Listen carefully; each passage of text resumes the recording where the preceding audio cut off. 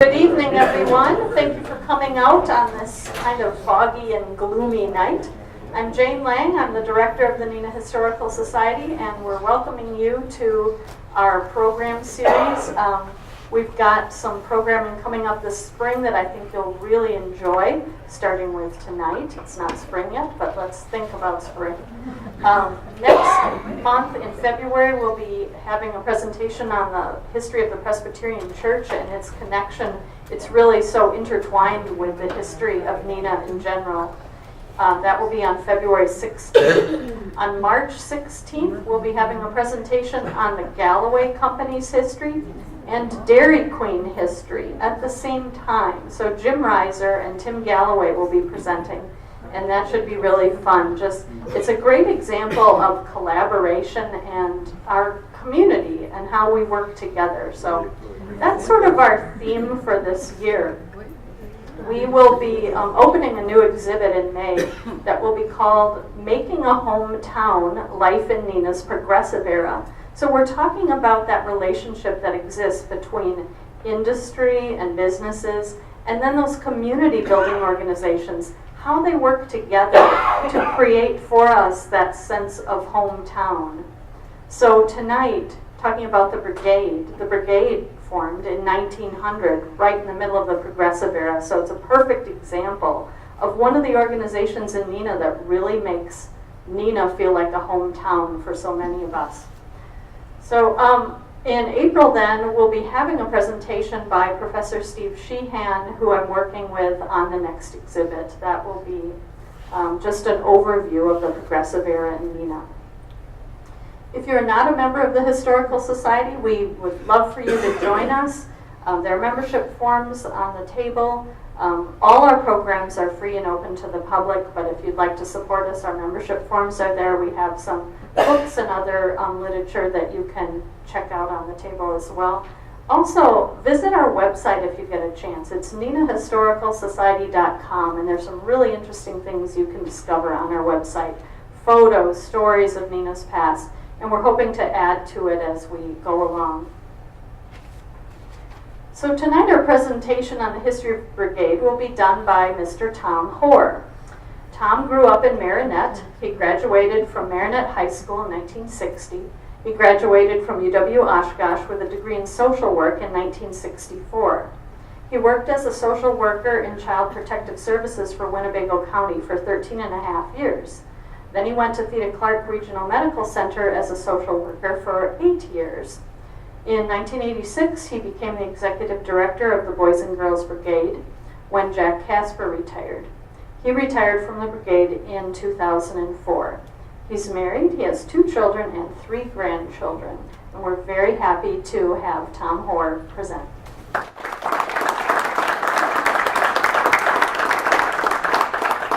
Thanks, Jane. I do have to use notes because I have some dates in here, and my mind does not remember all those dates that I'm going to be giving you tonight. It is my intention to give you a brief history of the Boys and Girls Brigade. I should say the brigade, because it started out as the Boys Brigade, became the Boys and Girls Brigade, and now you're going to hear it's also now going to be called the Brigade. I'm going to do this in basically 5 parts. First, we'll talk about the beginning of the brigade. We'll talk about camps. We'll talk about the Christmas giving program for the brigade. Talk about volunteers, and where's the brigade going today? And as I say, talk about volunteers. As I look across this crowd tonight, many of you look familiar to me as past or present volunteers of the Boys and Girls Brigade. And I'm going to say this again, but volunteers have been the backbone of this organization, and without you, it would have not survived. All right, well, let's get started.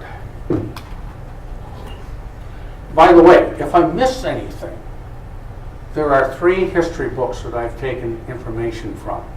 Well, one is the 1945 History and Song book.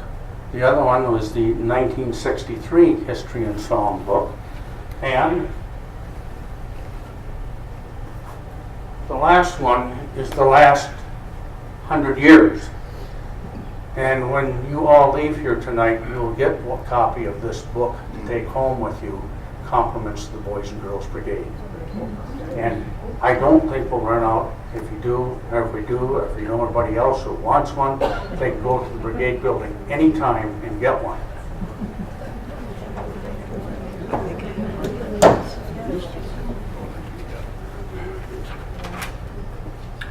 The origin of the brigade. The brigade started in Scotland, England, in 1883. Sir William Smith was the person who was responsible for that. And it flourished in the Commonwealth countries, England, Scotland, so forth. But the first brigade came to the United States in 1887, and it started in St. Louis, Missouri. Then, by 1893, it really flourished on the East Coast. And this is a hard one to believe, but there were 220 Boys Brigade units, and that encompassed about 14,000 boys by 1887. Well, 1900, brigade started here. And I am not going to be boring you about reading a lot of stuff from books, but there is one very pertinent thing that I must read to you about the start of the brigade.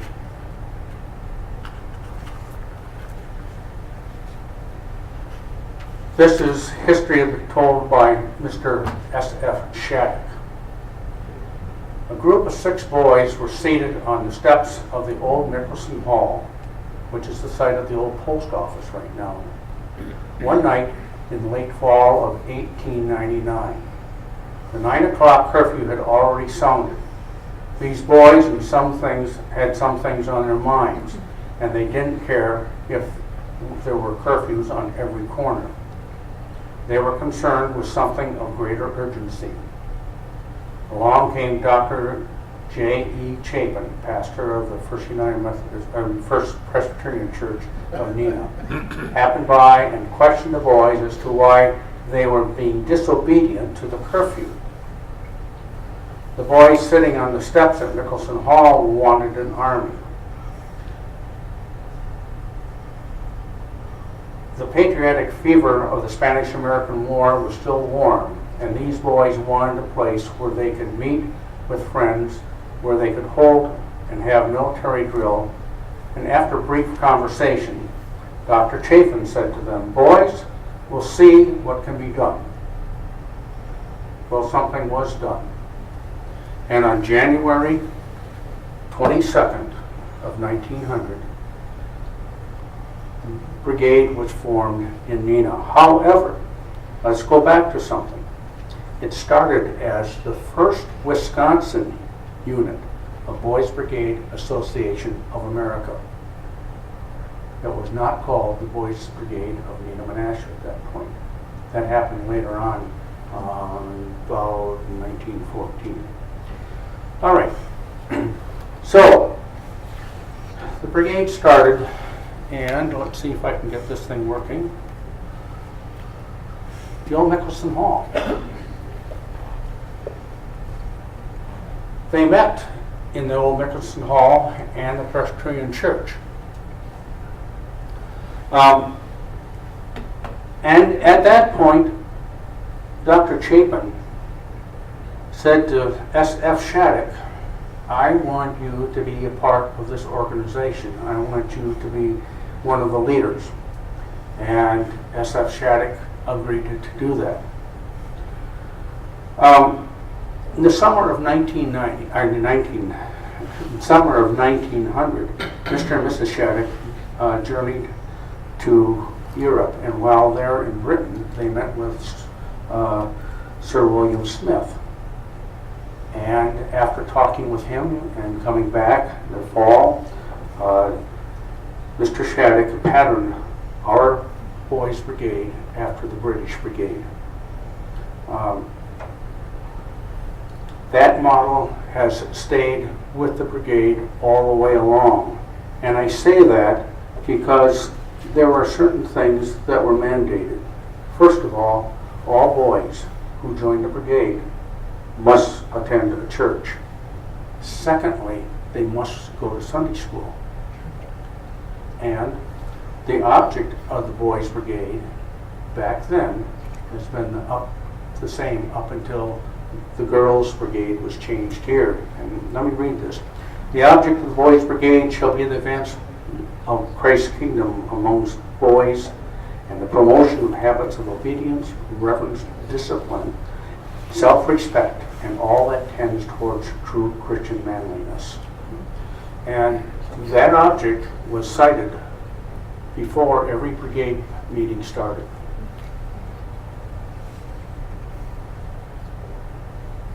Let's go back to Mr. Shattuck, because it was him who really formed this brigade and started it. Foremost, he spent 3/4 of a century as a leader with brigade. He was a quiet gentleman. He was very spiritual, physically minded, and financially he aided the brigade for over 3/4 of a century. Without Mr. Shattuck, the Boys Brigade, Boys and Girls Brigade today, or as you're going to hear, the brigade, would not be here.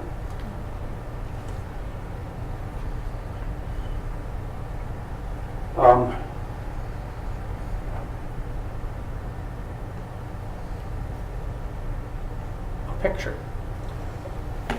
1902, Company E, 1st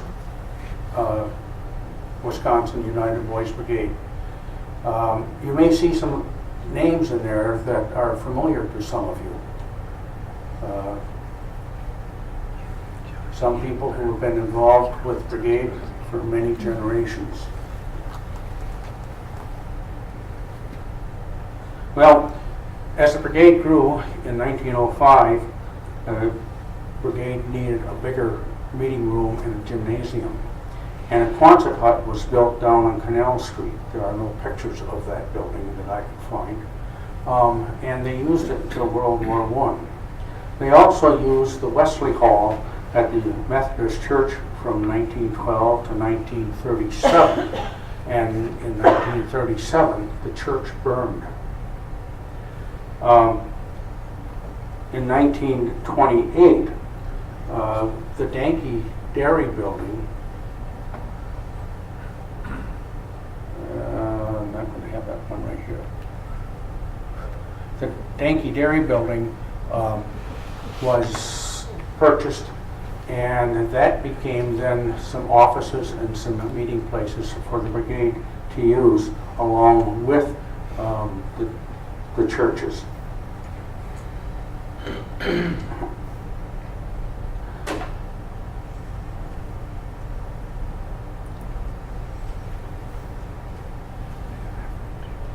In 1938, also, at the cost of $32,000, that Quonset hut was built,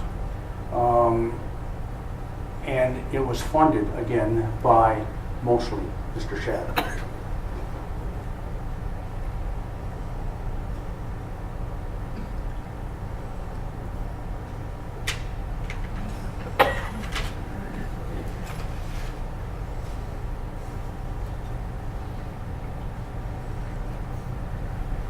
In the 50s, things started to change for brigade.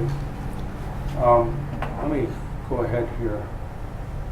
I hit the right button. Maybe.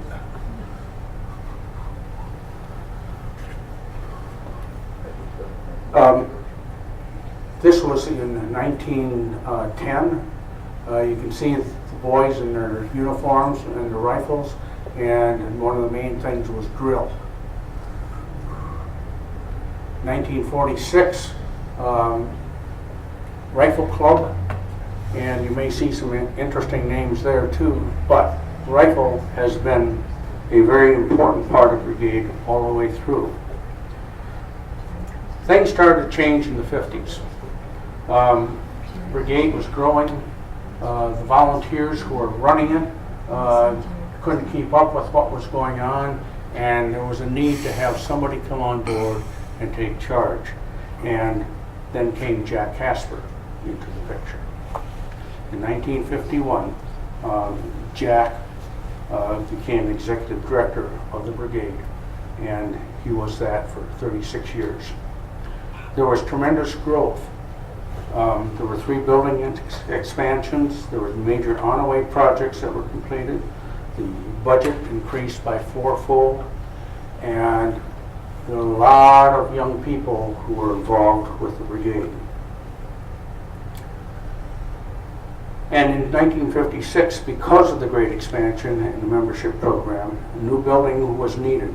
The old Quonset hut gym was torn down, the Dainty Dairy building remained, and the new building was dedicated on January 20th of 1957 at a cost of $374,000. There was another thing that took place in that time period. In 1957, Father McKinnon, priest of the Catholic Church, started looking into the brigade because up until this time, the Catholic boys were not allowed to join brigade. And he looked into the brigade, thought it was a great program, and got behind it. And because of that, there were a number of Catholic boys who joined the brigade, and the following year, the brigade was up to 900 people. 900 boys. Now, that also means the need for more volunteers, and volunteers were forthcoming.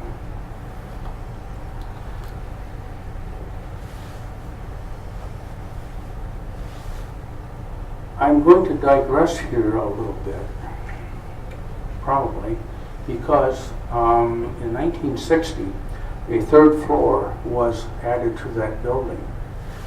But because of the increase of membership, the problem was, where are you going to go with all these boys? They were looking at trying to limit it to 800 boys in brigade and 150 6th graders coming in each year.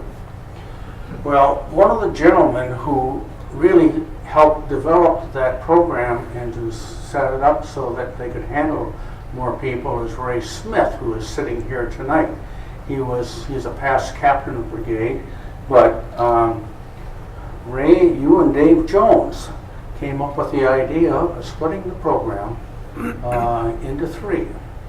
An auditorium presentation, a physical activity, and a group room setting, and they rotated. That way they could handle more young people in the brigade program. Thank you, because that format is still being used basically today. Gordy was a part of that also. Okay.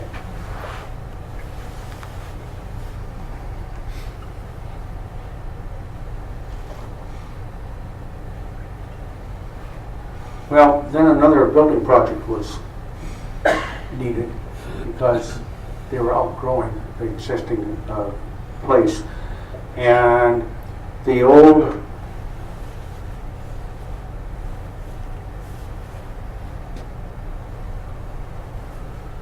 Well, okay, I'm getting ahead of myself here, but Boys Brigade in the 40s, and it shows a lot of the camping stuff when it was 40 years old. The 50th anniversary. The charter members of Brigade who were still involved in 1950.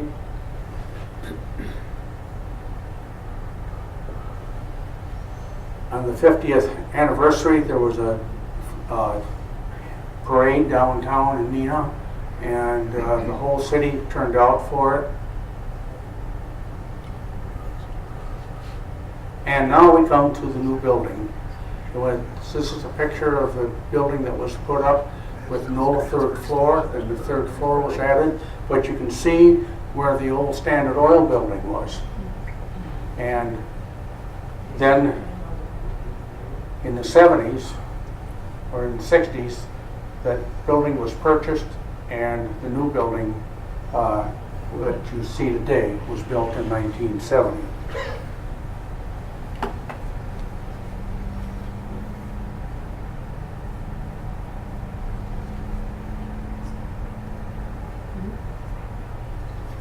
This building project was the first project that was a public, should I say, donation. They went out to the public asking for money to pledge to help build this building. And they wanted to raise $1.5 million. $1 million to help build the building and $500,000 for an endowment fund. And that was accomplished. And in 1970, the new building was put up. Now, let's talk a little bit about that new building. Because it not only had office space, it had a 12-position rifle range, it had a metal shop, it had a woodworking shop, it had a small engine repair shop, it had a whole bunch of group rooms, meeting rooms. It had the Shattuck room. Well, Shattuck room was part of the old building, but it also had an auditorium. A little tidbit about that auditorium.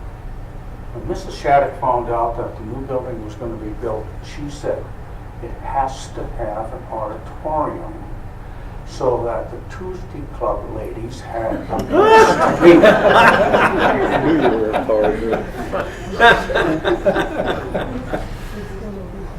There was a 300-seat auditorium built in the Brigade building. Well, that auditorium has been used by many, many organizations in our community over the years. And, well, Brigade uses it every night also. But that was the impetus for the auditorium at the Brigade building. Okay, let's go back to a couple things.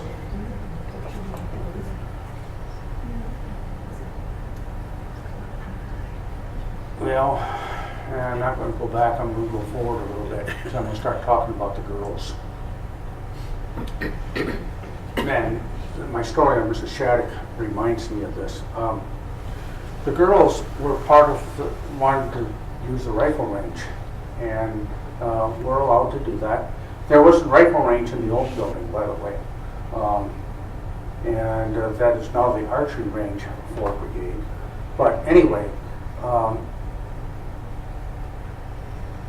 when they were doing that, Mrs. Shattuck said, well, this is the Boys Brigade. What are the girls doing there? The girls are supposed to be going to the Y because it's the YWCA. Oh. Well, actually, what happened was, and I found this very interesting, I'll come back to this, in 1973, I'll be talking about camps later on, Camp Onaway, but 1973, the Y was up to 73, they were using Camp Onaway for a week of girls' camp every year.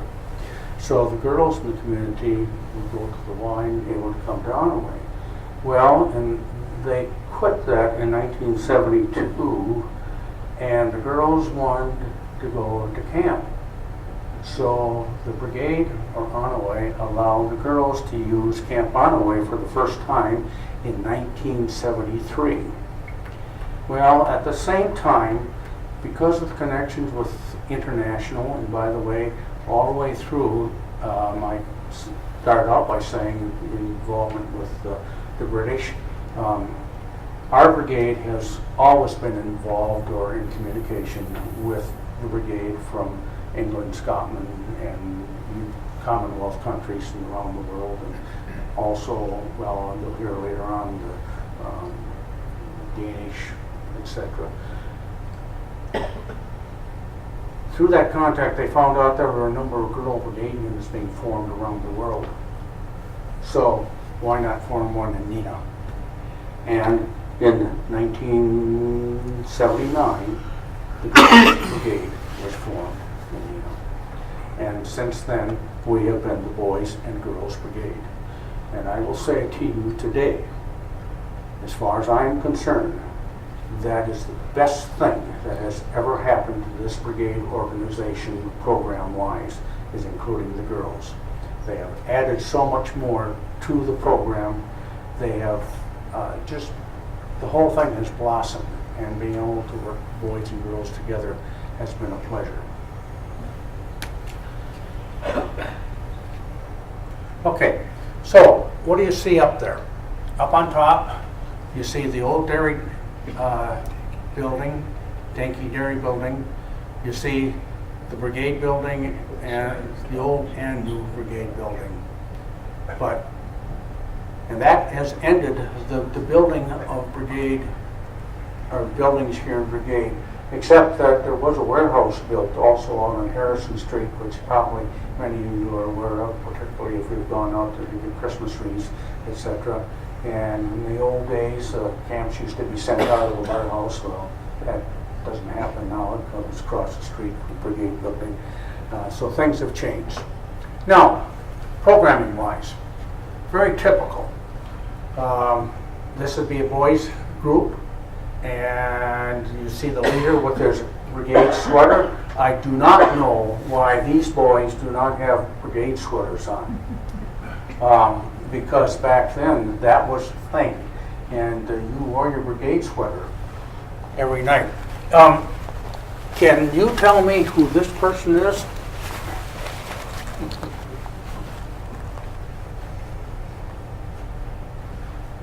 That's Pete Kelly, head of United Way. And I don't know, you may pick out some other people there you might know, but anyway, I think it's interesting as you go through some of these pictures who you get to see.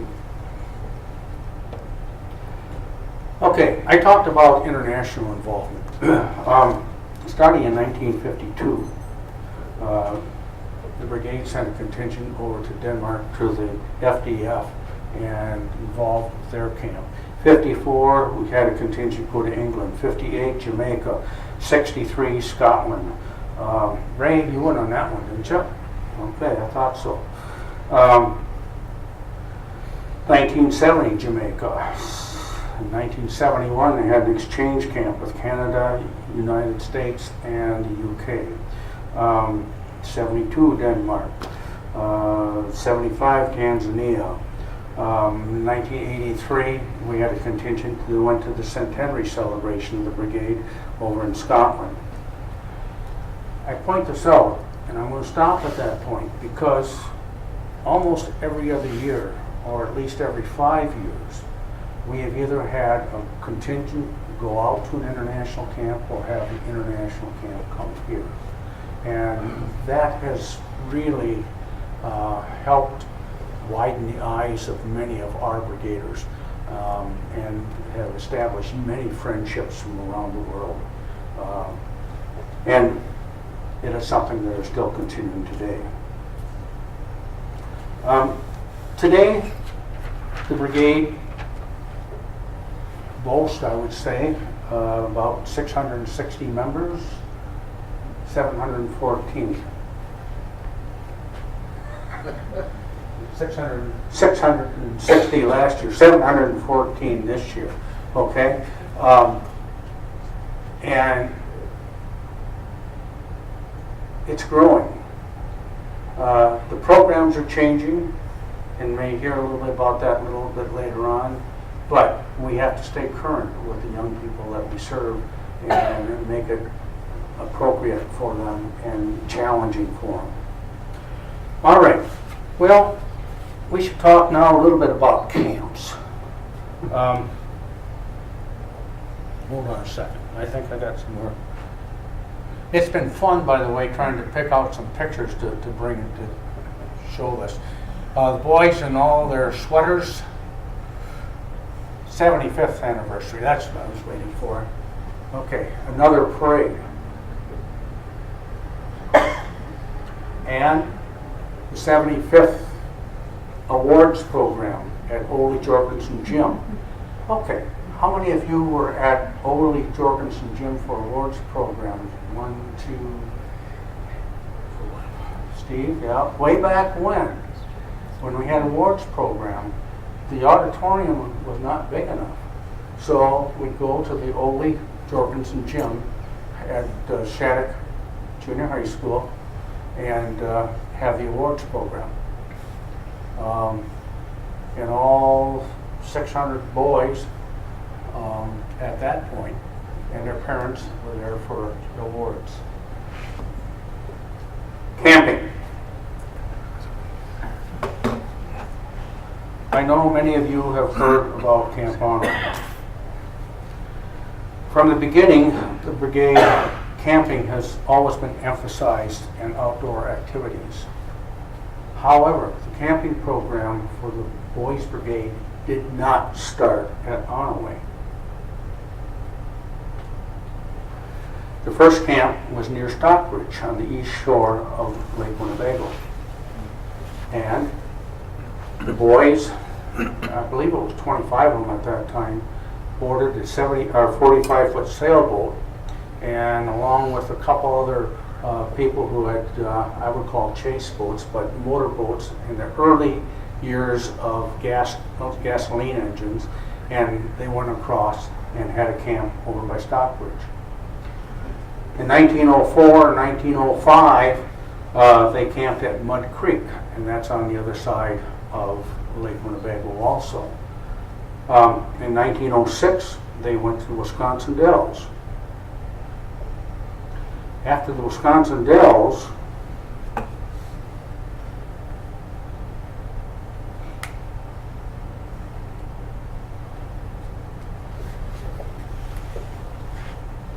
getting ahead of myself here in these pictures. 1904, the camp there.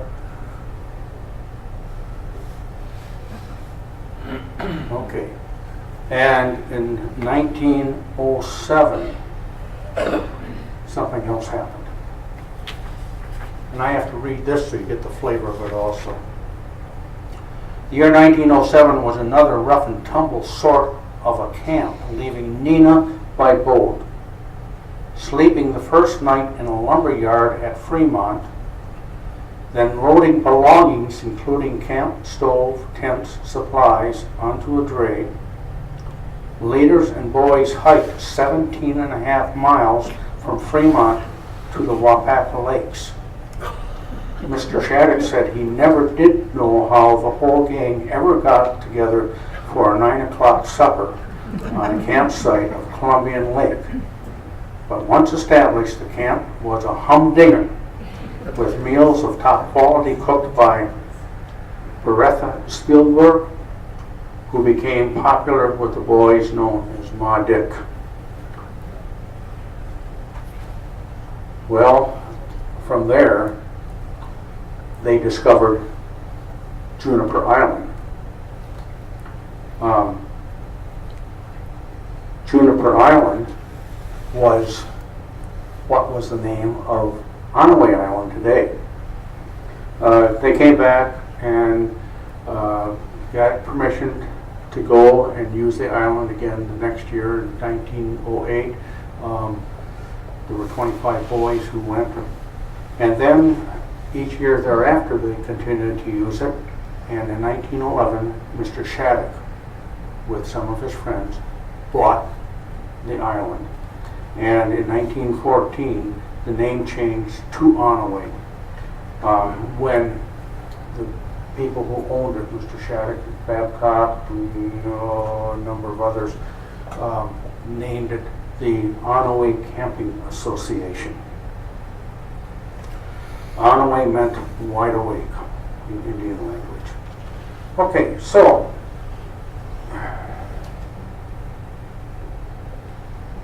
the Onaway Camping Association owned the camp, established the camp, and basically had other people, particularly the Presbyterian Church, come out and use the camp, other organizations, the Y. But Brigade was always involved in the maintenance of that island.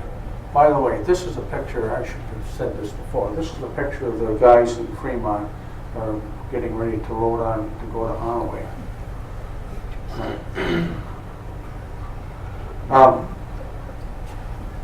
First camp with Bertha in Columbian Lake in 2007 up on top.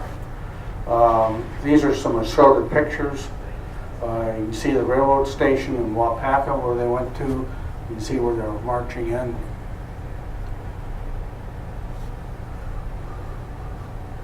Now, morning exercises. Every camp, there's some type of an exercise in the morning. But the reason I'm showing you this picture and the next one is these are the tents that they stayed in. And I'll go back here, was that 1939? The platforms were constructed, the tents were put up, and they used tents until 1959 when the tents became cabins. The bases, the floors of the cabins today are the same floors that were there for the tents way back when. By the way, there's a group of people who call themselves the rough craftsmen, and they're the ones who do all the maintenance of Onaway, and were doing maintenance of Onaway even back then.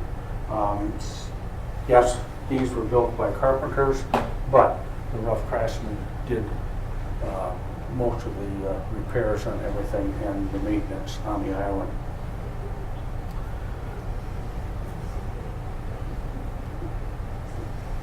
There were a number of things that were done at Onaway. This boathouse was put in, and actually the boathouse used to be, and I know this is hard for you to picture, but say that we're on the lake here and it comes around this way. Where I'm standing, that boathouse was at one time and it got moved over there.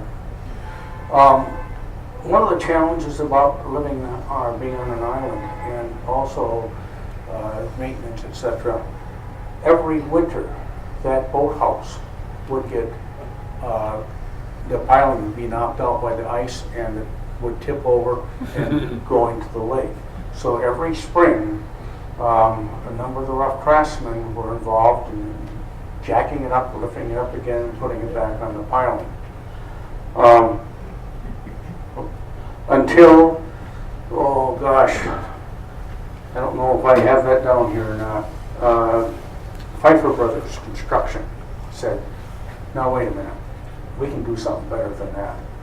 And so one fall they came out and they did pile driving in front of the boathouse. They had some old beams that were left, what year? When headquarters was built in 84, 85. Okay, 85, yeah. When they had old piling, or old beams from bridges, they brought them out and put them on the shore. In the wintertime, a bunch of rough craftsmen went out, jacked up that building, slid those beams underneath, put them on the piling that were driven, and we have not spent another year jacking that building up again to put it back under pilings, and save that building, because DNR would never allow you to build that building again on the water. Having an island really can be a challenge at times. Okay, a couple other things that happened in Onaway. In 1975, a drain field was put in, so you could, use toilets and septic system, etc. However, in 1978, the DNR came along and said, you have to hook up to the Channel Lake sewer system, and everybody around the lakes did. And so a big building project was put together, and by, I think, 1979, we were hooked up to the Channel Lake sewer system. The sewer runs under the lake. In 1985, the new headquarters building was completed. In 1986, and two things happened really. We had natural gas on the island. Up until this time, all the cooking for gas was done by propane, and the kitchen staff, or chore boys back then, pardon me, would have to bring over the 100-pound cylinders of propane one at a time, and that was used for heating the water for all of the heat, etc. in Onaway, until we had natural gas. And then when that was done also, we had electricity brought in under the lake. We had electricity coming to the island, but at that time it all went under the lake. And also at that time put in cable, or a line so you could have cable over there for telephone and internet, etc. 1986 also we put in a fire protection system.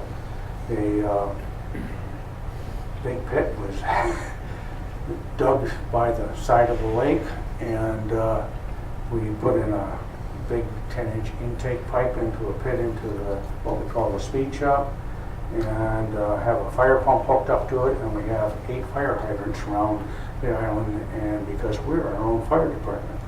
Our kitchen staff get trained every year how to use that. In 1990,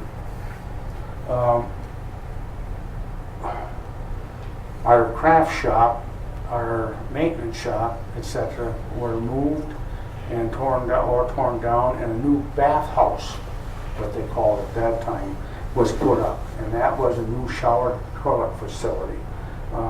Because up to this point, we were using lake water for people to take showers in bathing, etc. And of course, that was not sanitary anymore, and so that project was done. And remember, this is all on an island, so everything has to be brought over by barge and brought up by hand. In 1998, a ropes course was put in, and in 2000, a new multi-purpose building was built. Have a picture over here, and take a look at this later on. When this building was built, this is Camp Onaway, a temporary barge bridge was brought from the mainland to the island. The first thing that came across it was an 80-ton crane, but that crane helped build that bridge. And then all the supplies for building this building were brought across on that bridge. And this is the first time, no, I take that back. This is the second time that we had poured concrete on the island. Concrete was poured for the headquarters building down here back in '84, but that was all brought across in buckets on the barge and had to be lifted up by crane. Dumped. But take a look at this picture, because now you have your cabins that are still here, you have headquarters building, you have the new multi-purpose building, you have the old rec hall, dining, what was the dining hall at that point. You have the chapel back here. You cannot see, well, there's Cook's Castle, you can't see Chore Boys, it's right in this area. And then back here is Piety, which is now today where the chore girls stay, and waterfront people will stay back in there. This is that boathouse I was telling you about before. But that's Camp Onaway today.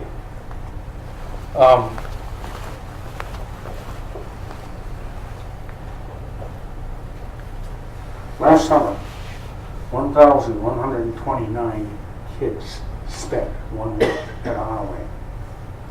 Onaway sign-up started the first of this month, and what, you're up to about 300 already? Camp Onaway is very popular, and people get involved in it, and I'm going to be showing you a video about Camp Onaway a little bit later.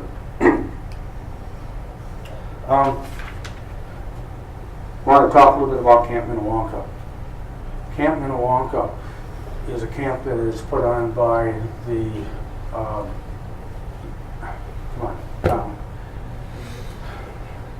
help me out, Laura. American Youth. Thank you, American Youth Foundation. Actually, they are out of St. Louis, but they have a camp across the lake in Shelby, Michigan.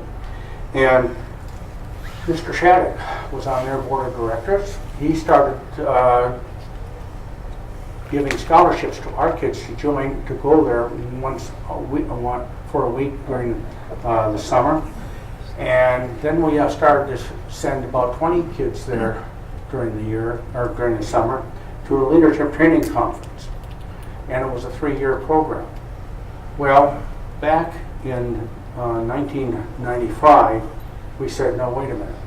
Why are we sending just 20 kids over there when we could have our own leadership training conference at Onaway, and probably for the amount of money that we're spending sending these kids over there, we could run our own camp. So in 1996, leadership training conference started at camp. And that is one of the first weeks of June. It is for 10th, 11th, and 12th graders. It's co-leaders, it's co-ed, I should say, and it's a 3-year program. And we have many international young people who come to participate in that program, and they'll come back for the 3 years. It's been very, very successful. Okay, I'm going to get behind here, so I better keep moving.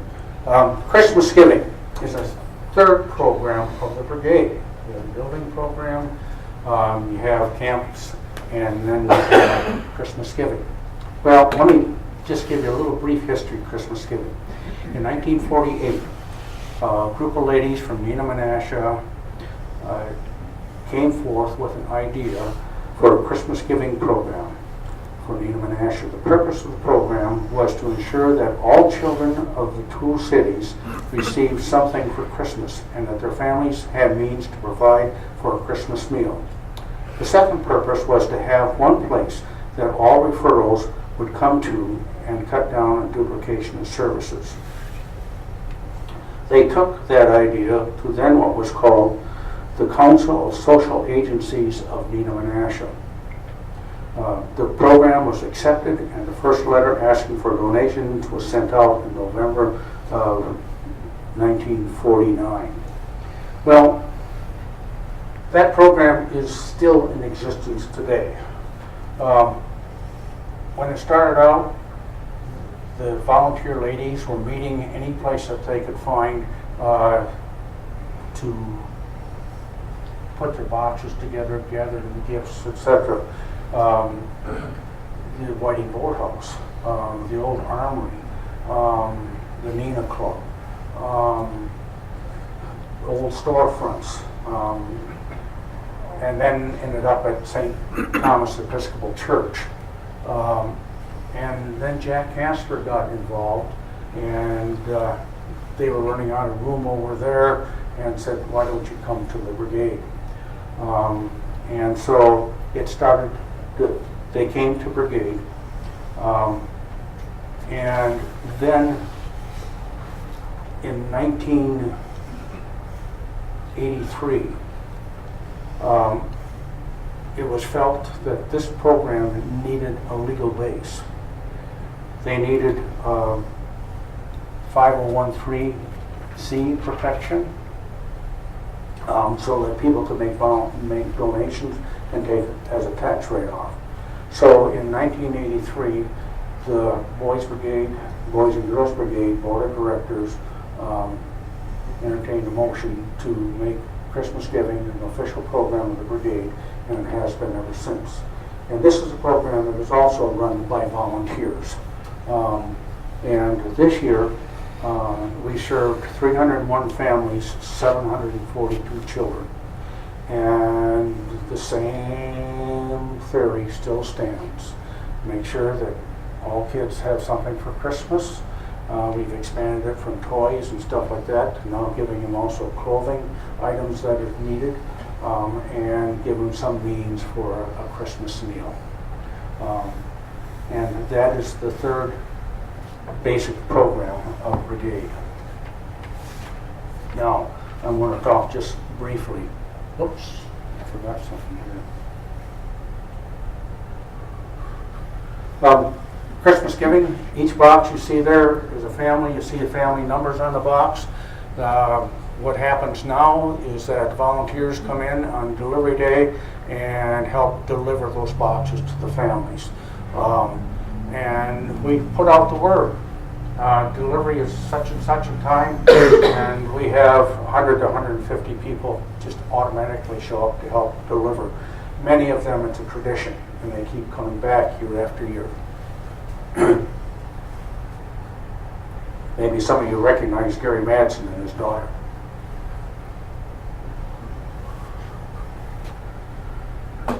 Okay, what we've talked about is the Building Leaders program, the building program, the Onaway camping program, and Christmas giving program. And now what you see up on top is the new logo for Brigade. It is the Brigade. It's not the Boys and Girls Brigade. It's the recognized the Center of Excellence for Youth Character and Leadership Development. A lot of people get Boys and Girls Brigade mixed up with the Boys and Girls Club. And now that the Boys and Girls Club is in Menasha, there's been a lot of confusion. But as we move forward, Brigade is going to be branded this way, and you'll be seeing more about this and probably hearing about it in the future.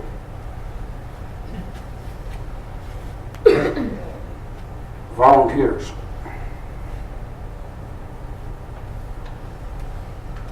Volunteers, as I said before, have always been the backbone of this organization. Without volunteers, Brigade could not function. Over the last 117 years, thousands of adults have given their time, talents, energies to help make Brigade what it is today. The Brigade organization has contributed tremendously to the quality of life of our community. It has helped build the foundation of life for over 30,000 young people.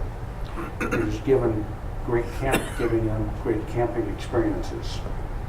It has built young leaders, many of them going on to be leaders in our community, schools, and employment. Without volunteers, that does not happen. We are very, very fortunate in our community that we've had the Boys and the Girls Brigade, that we've had people like Mr. Shattuck, who had the foresight and the financial ways of making sure that this program continued. We're very fortunate that we still have people today who want to volunteer to be leaders. Ladies and gentlemen, our society is changing. It is becoming more of a challenge to get volunteers. It's becoming more of a challenge to get young people to join Brigade because there's so many other things for them to be involved in out there. This whole thing of technology and people spending time on their phones and computers and everything else is a competition. We have to grow, we have to change our programs, we have to be vibrant, and the Brigade organization is looking at that. It is more challenging today to raise money. All of you probably know how many requests you get from different organizations asking for money, and who do you give to, and where does your money go? Well, to the Brigade, that's important, and we have to meet those challenges, and we have to continue to raise money to support the program and to support Camp Onaway. I am going to try this.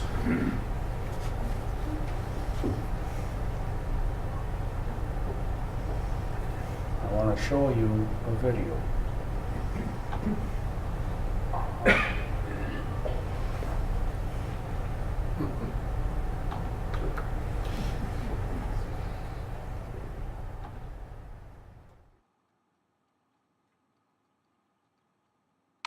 Onaway is a 6.5-acre island surrounded by the crystal clear blue waters of the Channel Lakes near Waupaca, Wisconsin. Since 1908, camping has been a significant piece of the leadership training and character development programming for the Boys and Girls Brigade of Neenah, Menasha. At Onaway, campers are challenged on our high and low ropes course. You will try new things like water skiing and banana boat tubing.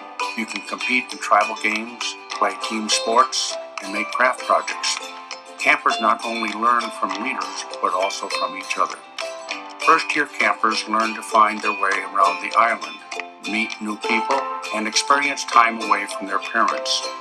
More experienced campers learn to lead a cabin or tribe, build upon personal growth from previous years, and learn more about who they are. We can see how much Onaway impacts the lives of campers by the high percentage of those who return as adult volunteer leaders. At every camp, we have leaders ranging from college students to mentors in their 80s. Our adult mentors come from a wide range of life experiences, including military service, business owners, trade people, and professionals, and those who have made career changes, which show our campers some of the many paths to a successful life. At camp, we promote the 4 aspects of a balanced life: physical, social, mental, and religious development. Being balanced in those 4 aspects will help make you a well-rounded person. At Onaway, you will reflect on the importance of each aspect in your life so you can be your own self at your very best all the time. With so many new friends and a love that never ends, together we work, together we play, together we grow at Onaway. Up to Onaway Island, it's a special place to be. So many things to learn about, so many things to do and see. I'll be back someday up to Onaway.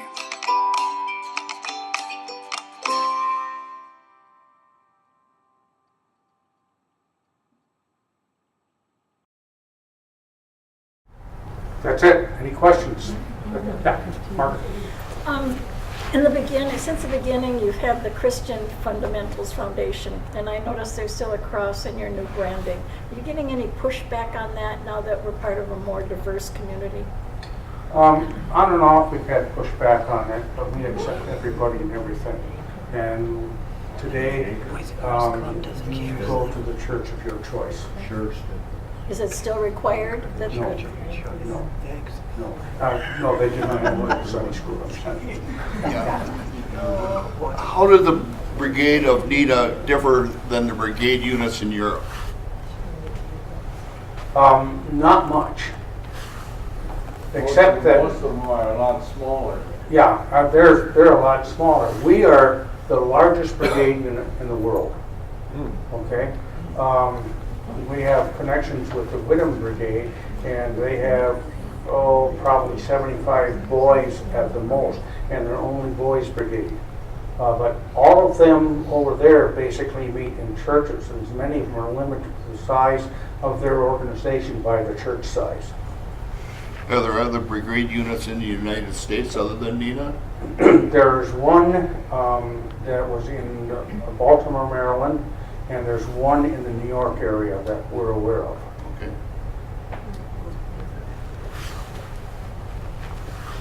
The What year did we join up with the United Way? 1948, I could tell you that. 1947.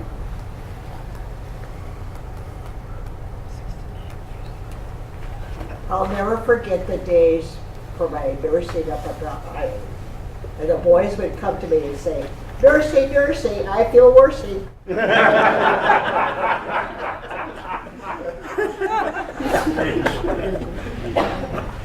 Okay, thank you very much.